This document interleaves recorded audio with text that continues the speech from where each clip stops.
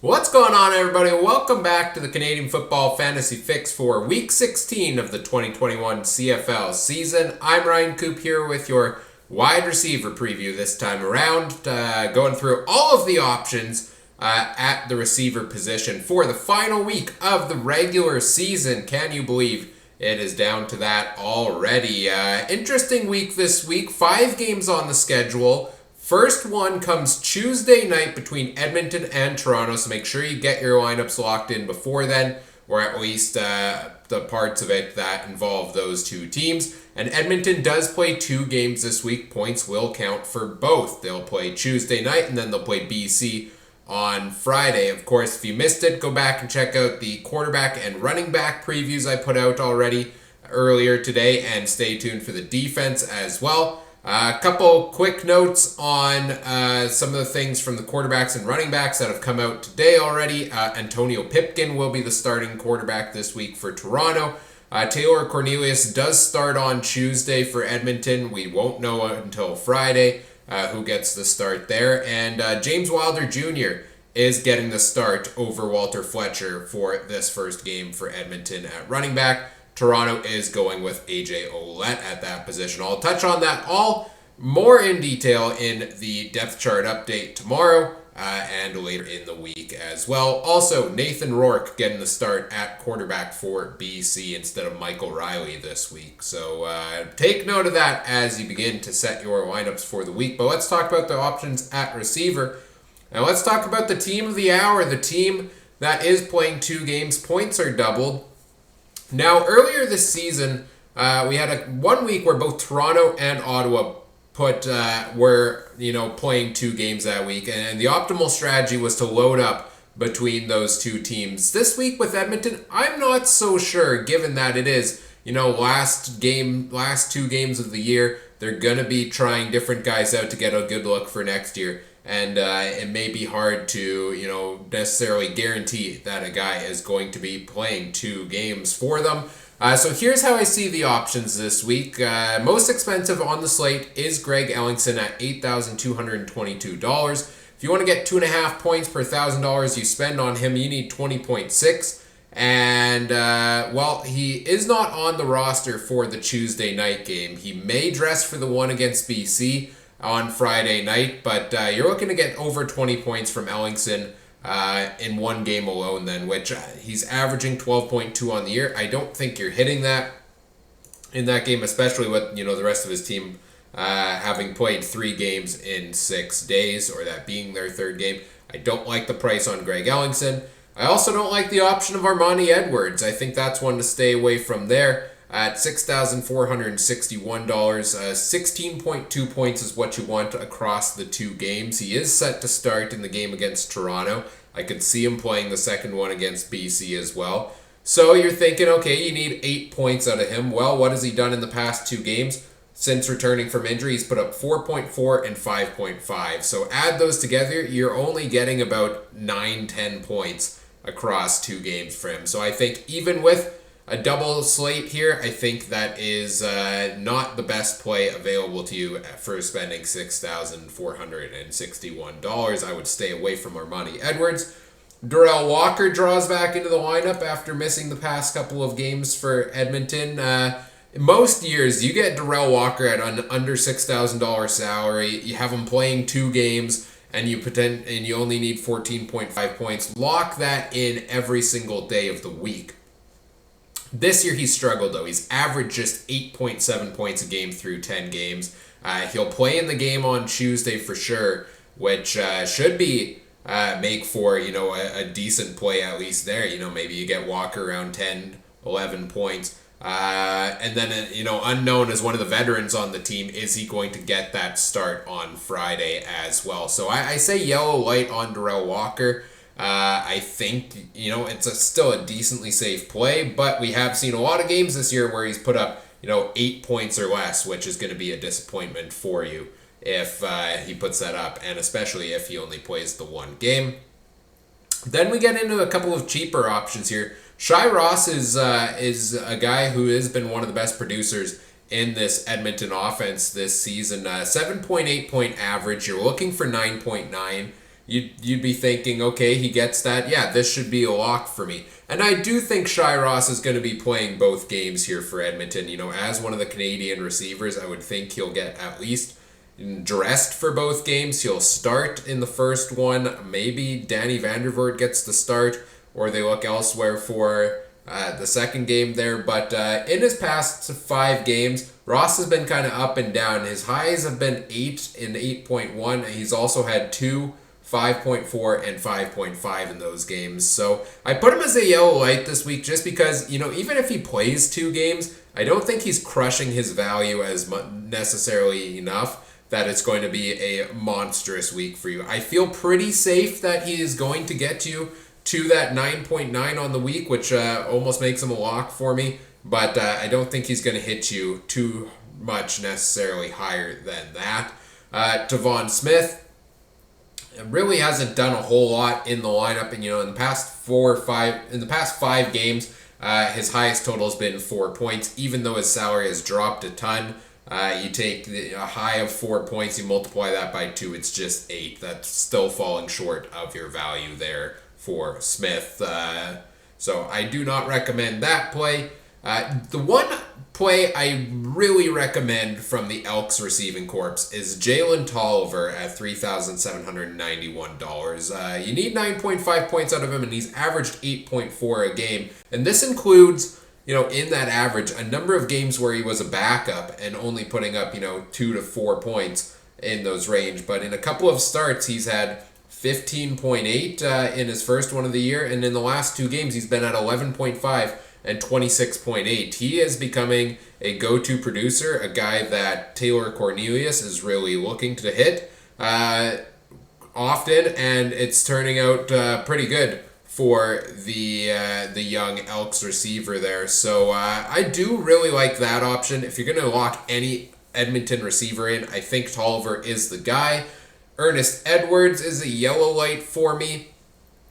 He will be a backup behind Darrell Walker for the first game of the week. We'll see if he gets more in a starting role second game. He will be handling returns, though, so you have a bit of a floor there from the return duties, and maybe he gets in for some plays or gets in the second game. I think there's potential there, but if he is just only handling return duties for both games, then I'm not quite as sold because, Edmonton has struggled with the kick returns this season. Mike Jones had a good start to the year, but it's dropped off considerably since then. In his past 5 games, his highest total has been 5.7. He is not dressed for the first game of the week, so I don't see him hitting 8.5 necessarily in the second one if he gets in. I don't like that option there. Danny Vandervoort's a yellow light for me. Came in late in the game 2 weeks ago, put up a big 20.4 point performance for Edmonton. Last week, was backup, didn't get involved, put up 0 points. I could see them trying to rotate him in for another look in one of these 2 games this week. He's a backup for the first game again. Maybe he gets into a starting role for the second one. The price is pretty low, so there's potential there, but I wouldn't lock it in just because of the unknowns of the playing time there for him. So if you're looking at the Elks receivers, Jalen Tolliver is my go-to option. I'm pretty close to a green light on Shai Ross as well. And then I think Darrell Walker and Ernest Edwards are kind of, 2 other middling options there for you potentially for this week's how I see things for Edmonton. Looking at the teams they're playing against, let's start off with Toronto because that's the Tuesday night game. You may be looking at this chart here and saying, where's Ricky Collins? Where's Curly Gittens Jr.? Where's DeVaris Daniels? Where's Chandler Worthy? Well, the Argos have decided they're going to be resting pretty much all of their starters this week on offense. I mentioned Antonio Pipkin starts at quarterback, AJ Ouellette starts at running back, and all of those guys are going to be on the bench and not dressed this week for Toronto in the receiving game. So their starting receiving crew, they have the depth chart out already.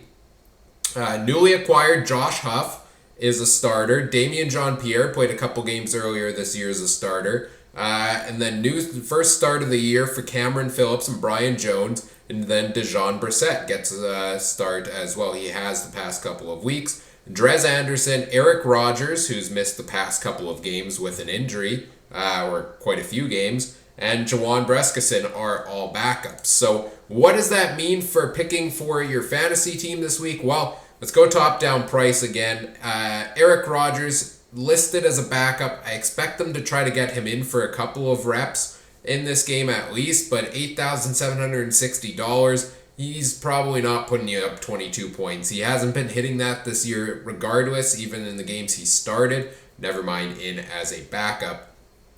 Josh Huff is a yellow light to me at 63-14. First game with his new team after being let go by the Stampeders. And, on the year, he's averaged 10.5 points a game in that Calgary offense where they were spreading the ball around quite a bit.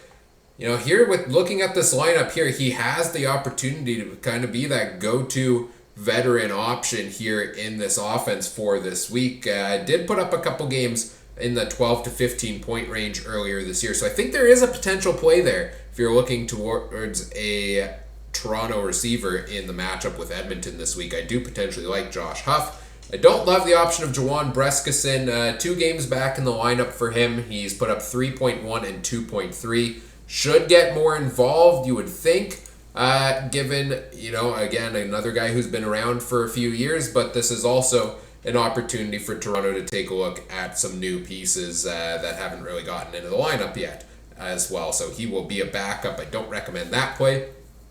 I do like the play of Damien Jean-Pierre, though. He played a couple games earlier this year for Toronto. He's averaging 7 points across 5 games. He had a couple games over 10 in that range as a starter, and he's $2,500. He's really cheap, and he could be a go-to option here once again. So I like that option there for a cheap value receiver in Jean-Pierre. Don't like the play of Deshaun Brissett. Most weeks he's not putting you up points. He's averaging just 1.5. Drez Anderson's a yellow light for me. He seems to have been getting his fair share of targets in the past couple of games. Last week he did just put up 3.7 points, but the week before that he had 12. He's gotten a couple targets, couple catches his way each game here. The concern there, he's listed as a backup for the week in that lineup behind Josh Huff, so potentially not getting the reps he needs there. And then I'm also just staying away from Brian Jones and Cameron Phillips. No idea what to expect from either of them, admittedly, given their first game of the season with this crew. So a bit of an unknown there that I am staying away from this week.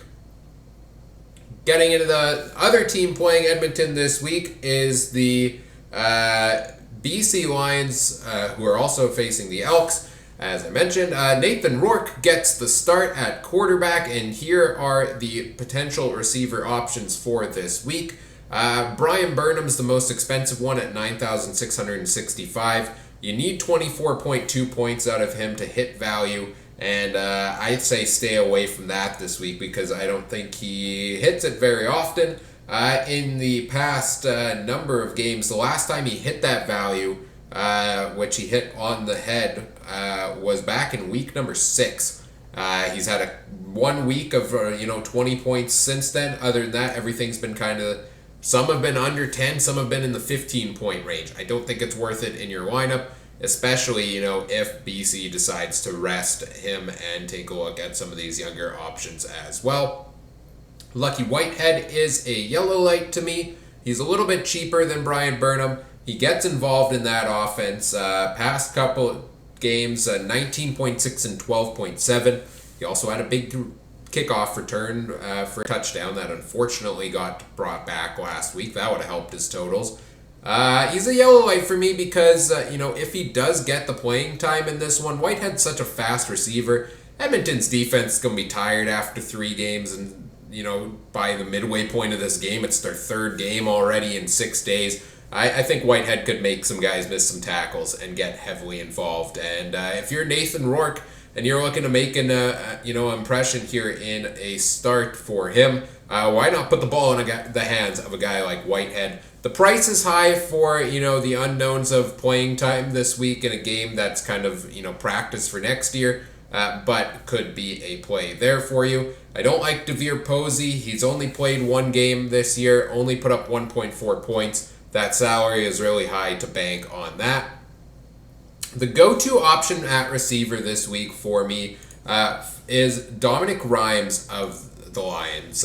He is my favorite option out of BC for the week, is what I mean. I shouldn't say he's the number one receiver option across the board, but he has had some solid production in his past 3 games. 6 catches in 2 of the 3 games since he returned from injury.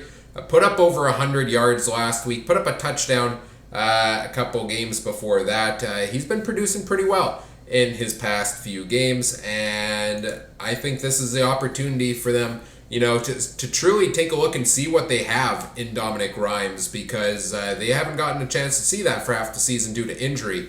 The last 2 of his 3 games, it's been full value for him. He did have 6.7 in the middle, but major bonus as well if they decide to rest guys like Burnham or Whitehead a little bit more and put Rhymes as a go-to receiver in that option. So I like him this week at around a $6,000 salary. I think he can hit that 15-point mark.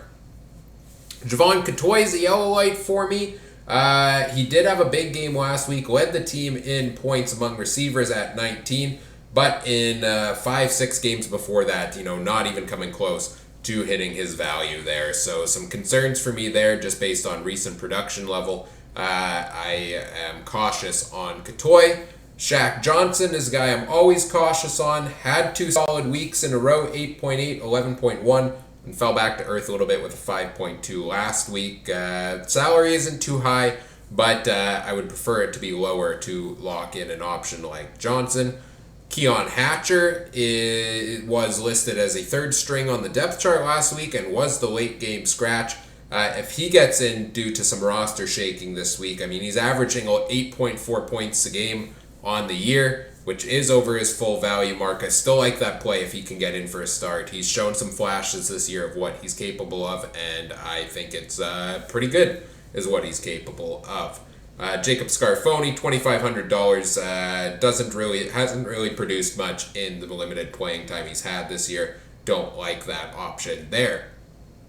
Now we get into the other teams of the week. There's still 6 other teams playing yet in 3 more games on the week.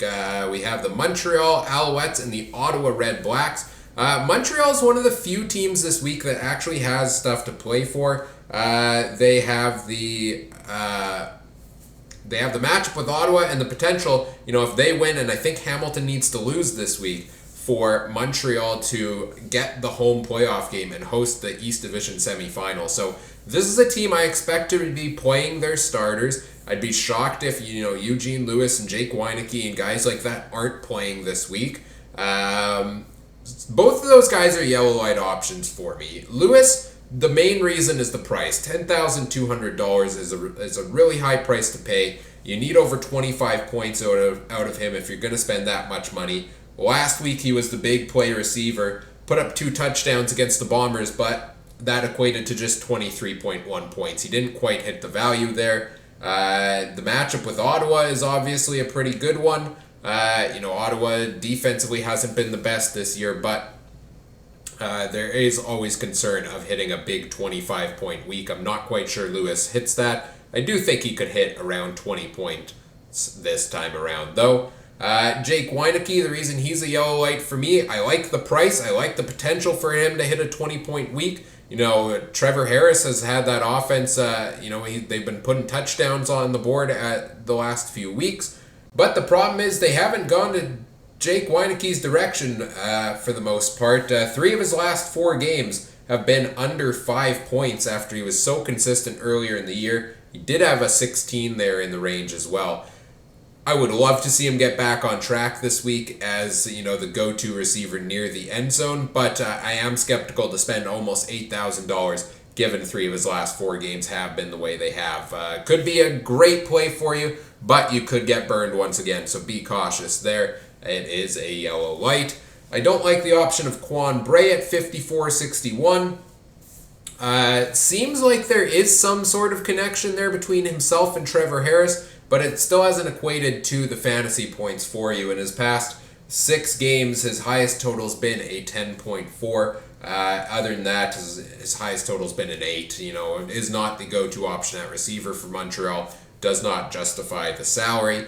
The go-to option for me, if you want to pick an Alouette at receiver, is Reggie White Jr., who I cannot believe his salary rose only $25 from the week before. You only need 6.3 points out of him, and he's averaged 10.1 across the 4 games he's played. Last week, 15.8 points for him, 7.6 the game before, 12.4 the game before that. He's hit full value in 3 straight weeks, and is such a low-priced receiver. They don't spread the ball around. Montreal's not one of those teams that throws the ball to, 8 different guys like a Calgary, so to say. Yeah, there should be a decent enough targets to go his way that he'll at least get you value, and I think he's a receiver that can hit you a 10 to 15 point week as well at a cheap price. So I love Reggie White Jr. And then rounding out Montreal, I don't love the options of Dante Absher or Kalen Julian Grant. Neither of them have particularly produced throughout this season. Looking at the other side of the matchup, it's hard to justify putting any Ottawa receiver in your lineup. After, we saw last game out before the bye week for them. I think they had something like 90 passing yards only for Duck Hodges. So it is, I definitely do not recommend locking any of those options in. They also face a very good Montreal defense. The 2 options to potentially consider here, Devontae Dedmon, mostly handles kick returns for them, is a backup at receiver, but doesn't really get very many offensive plays. I mean, Dedmon's the most exciting player in the CFL. I tell people that any chance I get. Last game for him, he broke the CFL record for fastest to hit 5 return touchdowns in his career with just 15 games. That's once every 3 games, which is literally unheard of. It's a new CFL record. So puts up the big yards, puts up the touchdowns in the return game. But to hit 17 points, that's tough for just return job. I mean, last week he had a big 100-yard return for a touchdown, and it ended up being just 12.2 points for him in that category. So cautious because great player, but I think the price might be a little bit high. As I mentioned, Stafford, Harris, Davis, Peterman, those are kind of some of your other main options at receiver. I think the price is too high based on the recent performance. None of those guys have hit even close to their value. They haven't hit 2 points per $1,000 even in their last 3 games. So I say stay away from them. The only one to maybe consider if you are going to take a Ottawa receiver is the cheapest one here, and that's Nate Behar. He's averaged 6.2 on the year, but he has been the most successful Ottawa receiver in the past 3 weeks. 9.6, 14.8, and then last game, unfortunately, just a 2. But 2 of the last 3 games, he has hit his full value. So maybe there is a cheaper receiver play there in Nate Behar. But I do like the options on some of the other teams a little bit better. Getting into our next game, the Saskatchewan Roughriders and the Hamilton Tiger Cats. A game where we could see the Riders. They don't have anything to play for in this one. They've locked up the West Division semifinal, hosting that one. So we could maybe see guys like Duke Williams, Shaq Evans potentially get a bit of a rest in this game. We won't know until we see the depth charts later in the week. And they're facing a Hamilton team that has a lot to play for here. Much like Montreal, they are going to be busy playing for that home playoff game. Now, little footnote on that is I believe the Montreal game and the Montreal-Ottawa game is the night before, so it may be decided already at that point. Could we see the Ticats all of a sudden rest some guys at the last minute based on that? But anyways, let's look at the receivers here for Saskatchewan first. Duke Williams is by far the most expensive at $9,826. And last week, he was pretty much worth it for you. Putting up 28.6 points last week. I believe it was the highest total among receivers. Before that, though, in his 3 games with the team, he put up under 10 points. It was kind of a breakout game for him. And Cody Fajardo just kept going to him over and over and over again. And they finally got the deep ball connection. I think he got a touchdown or 2 in there as well. It was good to see, and it's promising to see. And maybe that is a connection that they try to, keep working on this week to get ready for the playoffs. The concern there is the price for me. I think it's a little bit high. Is Fajardo going to play all game? Is Isaac Harker going to get some playing time? And are they going to keep trying to go to Williams over and over? And is he going to get the playing time? So I'm a yellow light on Duke Williams. I don't like the option of Shaq Evans. I think that's a red light for me. In his 4 games since returning from injury, his highest total's been 11.1, and he's had 3 games under 7. And I think if anybody's a rest candidate here, it might be Evans, who missed half the season due to injury. They may want to just keep him out to be precautious for the playoffs. And at a $6,500 price, even if he plays, I think 16 points based on his recent play is a tough value to hit. The Riders receiver that I do like is Keon Schaefer-Baker, $4,411. 11 points is what you want. 10.1 is his average on the season. And in the past 2 games, he's put up 13.5 and 12.4. Seems to be a go-to kind of third option in that receiving corps for the Riders. And has been making a name for himself this year. And if there is potential rest for the 2 guys mentioned above, maybe that means even more targets go in the way of Schaefer-Baker. I think he's a guy we'll see play the full week here and could be a good play at a middle price point. Braden Lenius is a potential play as well. Same thing with Ricardo Lewis. For Lenius, has been 2 of his past 4 games he's hit value, but he's also put up under 3 points in the other 2. So it's been hit and miss for him in recent weeks. Means could be a good day, could be a disappointment. That's a yellow light to me. Ricardo Lewis, on the year, 5.9 point average. Last week put up 3 points. He had a couple good games there earlier in the year.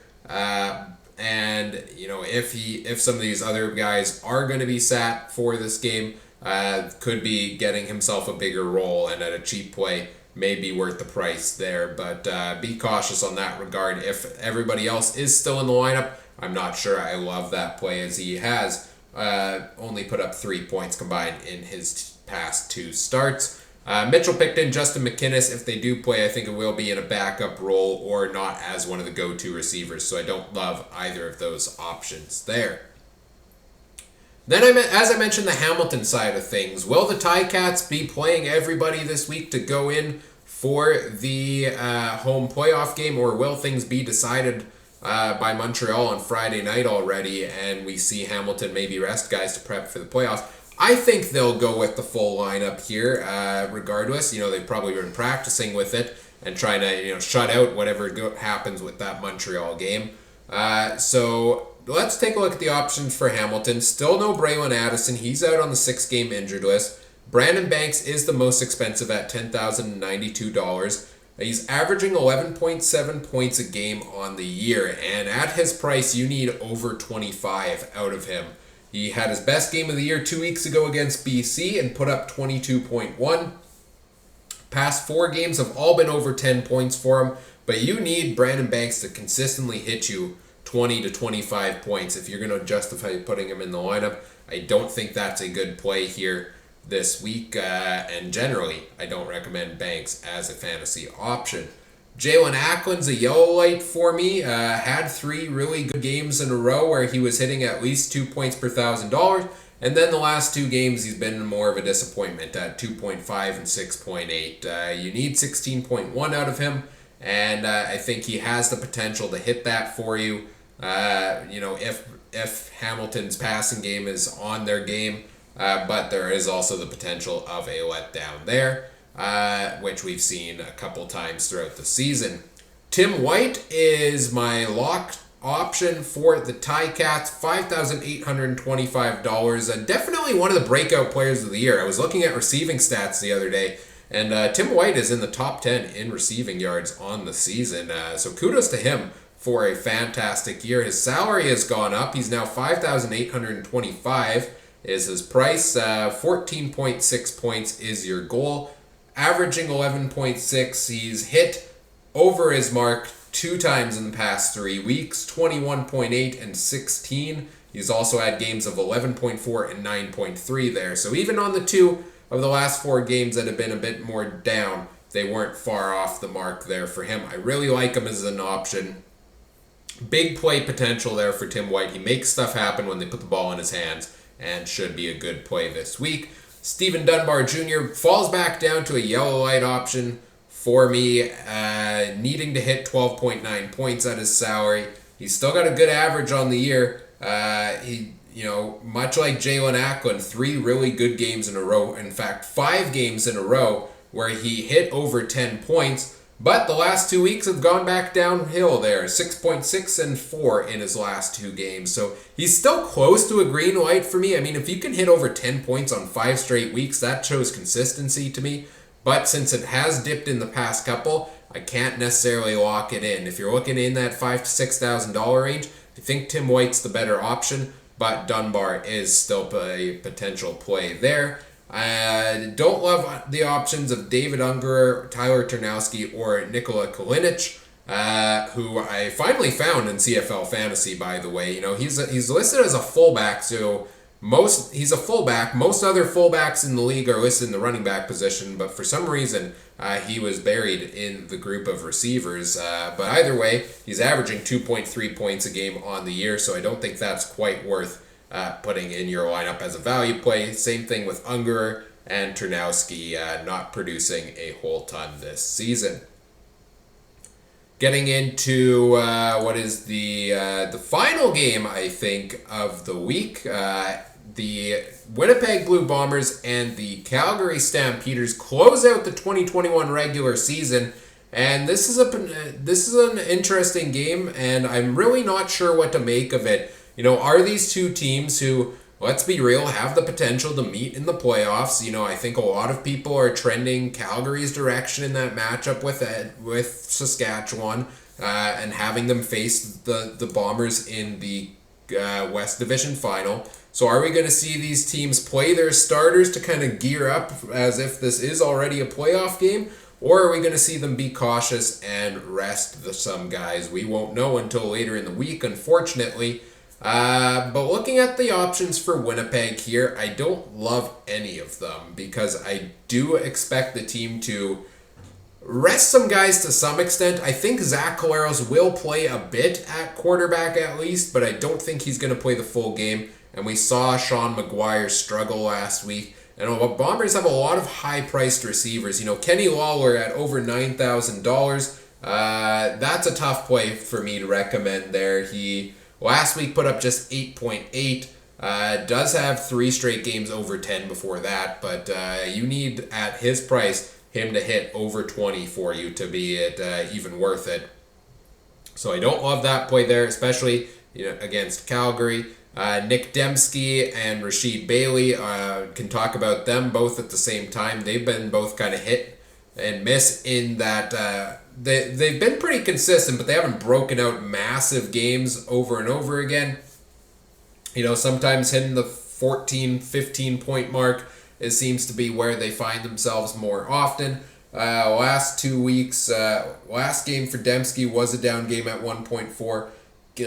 For Rashid Bailey, he had 5.4. I think, given just on resting guys this week, I'm skeptical to spend this much money on the Bombers as of right now. Maybe that will change later in the week once I see the depth charts, but I don't love either of those options. I also don't love the option of Darvin Adams. He is, I would say, probably the most veteran of all of these receivers in the lineup. If anybody's going to get a rest, perhaps it is him this game. He did have the best day out of all of them last week with 13.2 points. Has hit full value in 2 of the last 3.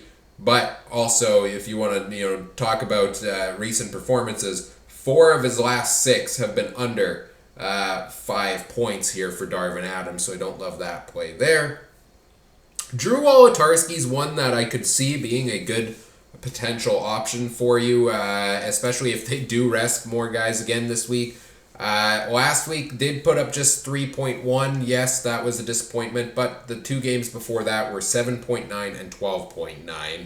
If the team is resting some guys, I would imagine as one of their go-to Canadian receivers, he still gets to play this week. There is some connection there between him and Zach Collaros. I think there is also a bit of a connection there with Sean McGuire. So there could be a potential play in Drew Wolotarski there. Janarian Grant should mostly just be handling returns if he is in the lineup. He got a rest day last week. Has been averaging just 5.8 points a game in the return game. 8.7 is what you want, so I don't think he hits that. Kelvin McKnight was back in the lineup as a backup last week, but only returned one kick. Did not get involved in the offense the way I thought maybe they'd rotate him in. So don't recommend that play there of Kelvin McKnight. And finally, the Calgary Stampeders are the last team to talk about here, and much the same. How will they line up for this game against Winnipeg? Who gets the start? Who it does not? We won't know for sure until the depth charts come out, and I think a lot of Calgary depends also on who's playing defensively for the Bombers, because if they're playing their starters, it makes it tough to recommend any receiver really against them. But let's go through the options here. Reggie Begelton's price is through the roof for a guy who played one game. And to his credit, the one game he played last week, first game back with the Stampeders, he put up 27 points, which is a remarkable debut. It was the Bo Levi Mitchell to Reggie Begelton show for the Stampeders. He was basically the only guy they seemingly were going to over and over again. But he did leave the game due to injury. We'll see. Maybe they rest him this week to try to get him in for the playoffs again. Even if he plays, hitting the 30-point mark is really tough to bank on. I do not recommend it, even with how good he was last week. Kamar Jordan, much the same, $10,788. 27 points is what you want out of Kamar Jordan, and I think that is a really high total to expect out of him.